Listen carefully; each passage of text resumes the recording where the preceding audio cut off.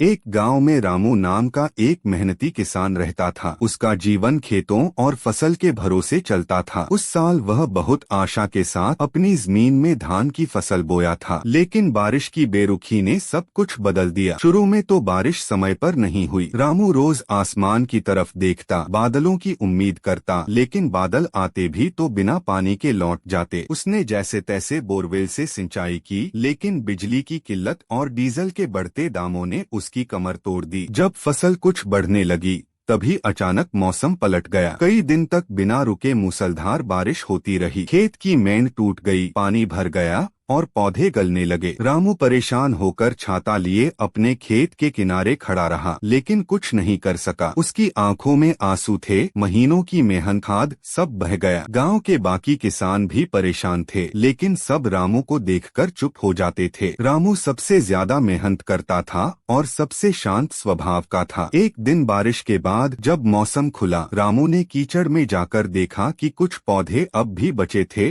डूबे नहीं थे। यही देखकर में फिर से हिम्मत आई। उसने खेत की मिट्टी को समतल किया, बची हुई फसल की अच्छे से देखभाल करने लगा। जहां पौधे सड़ चुके थे, वहां उसने मूली और पालक जैसे जल्दी उगने वाली सब्जियां बो दी। गांव वाले हैरान थे, सबने उम्मीद छोड़ दी थी, लेकिन रामू नहीं। कुछ ही हफ्तों में उसकी मेहनत रंग लाई। धान कम तो हुआ, लेकिन मूली और पालक ने उसकी फसल की भरपाई कर दी। वह अपने सब्जियां शहर ले जाकर बेचने लगा और उसे अच्छा दाम भी मिला। एक दिन गाँव के सरपंच ने रामू को पंचायत में बुलाकर सबके सामने कहा, रामू जैसे किसान ही असली उदाहरण है कि कठिनाई कितनी भी हो, अगर मन में जज्बा हो तो रास्ता निकल ही आता है। रामू मुस्कुराया। बारिश